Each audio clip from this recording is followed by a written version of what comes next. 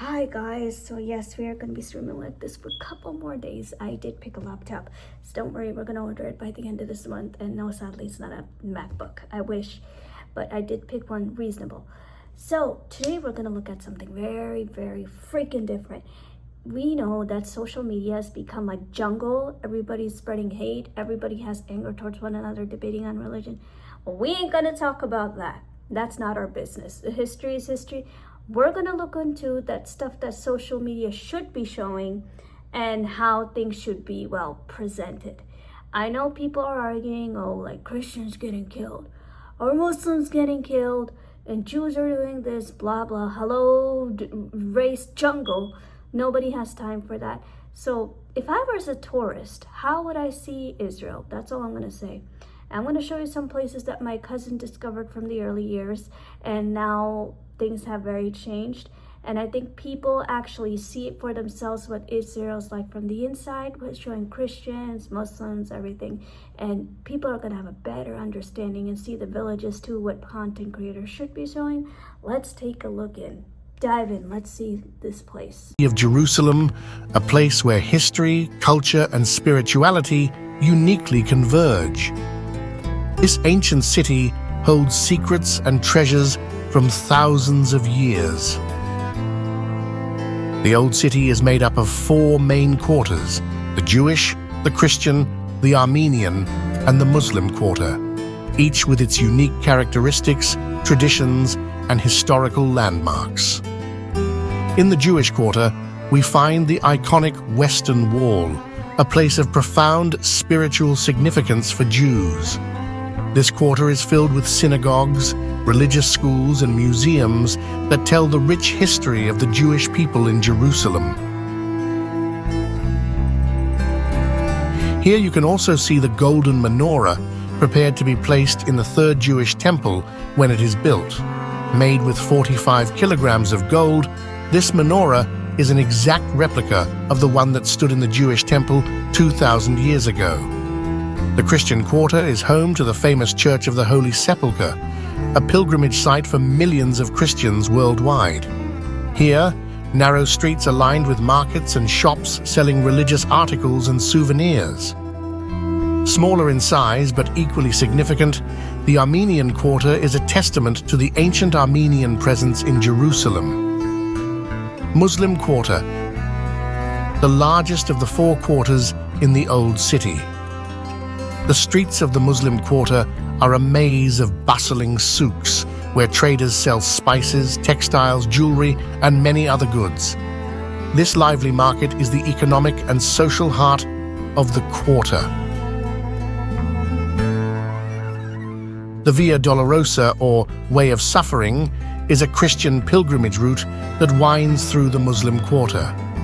This path is traditionally believed to be the route Jesus walked, carrying the cross to his crucifixion. Along the Via Dolorosa, there are 14 stations marking significant events of this journey.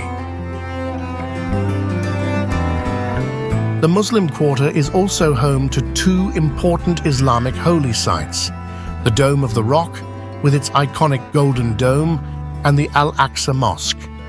These sites are not only tourist attractions, but also centers of profound religious devotion. The Dome of the Rock, located on the Temple Mount, is also of immense importance to Jews. This site is traditionally considered the place where Abraham prepared to sacrifice his son Isaac. It is also where the King Solomon, son of King David, built the first Jewish temple in 957 BCE, which housed the Ark of the Covenant. After its destruction, the second temple was constructed on the same site in 516 BCE, when the Jews returned from Babylonian exile. This second temple was extensively renovated by King Herod in 20 BCE and was where Jesus preached, according to the Gospel of John. This site only began to be claimed by Muslims many centuries later, in 691 CE, with the construction of the Dome of the Rock following the Arab conquest of the region after the death of the Prophet Muhammad. It's important to note that the city of Jerusalem is mentioned 669 times in the Jewish Torah, but is not mentioned even once in the Quran. For Jews, the Temple Mount is the holiest site, symbolizing the deep and historical connection between the Jewish people and the land of Israel. With a population of approximately 25,000, the Muslim Quarter is the most populous of the old cities. Coexistence between Muslims and Jews can be complex and sometimes tense, but there are also many examples of peaceful coexistence and positive daily interactions. During the War of Independence and the subsequent Jordanian occupation of Jerusalem's Old City from 1948 to 1967, all Jews living here were expelled from their homes. During this period, Jews had no access to holy places and 69 synagogues were destroyed. Following the Six-Day War in 1967, Israel regained control of the Old City and initiated efforts to restore and preserve religious sites of significant historical and cultural importance for all religious communities in the city. Many descendants of Jewish families who lived in this area before the war bought residences here again. Today, it is common to see Israeli flags on homes of Jews who live peacefully in the Muslim Quarter.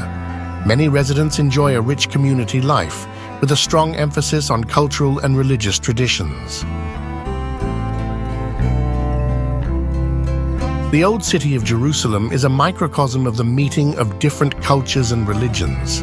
The Muslim Quarter stands out for its vibrant energy and rich historical and spiritual heritage. Thank you for joining us on this journey.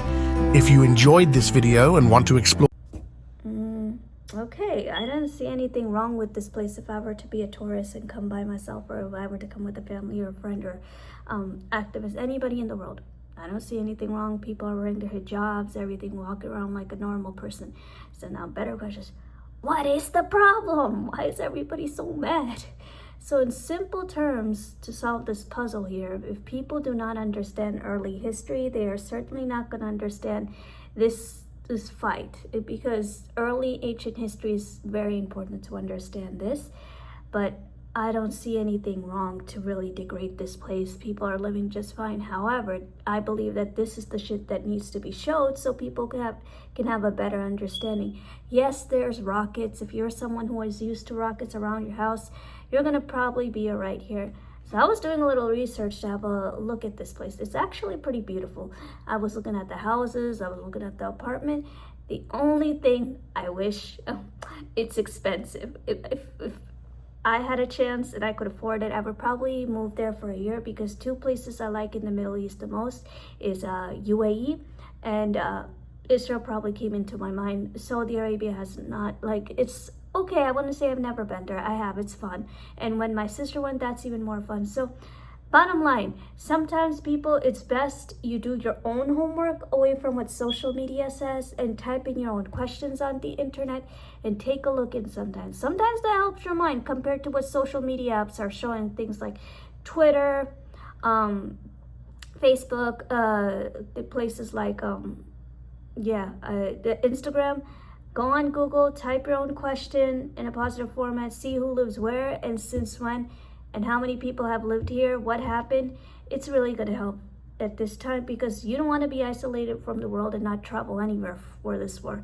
I know I wouldn't, and I must say this video was a great recommendation for anybody who just wants to look in.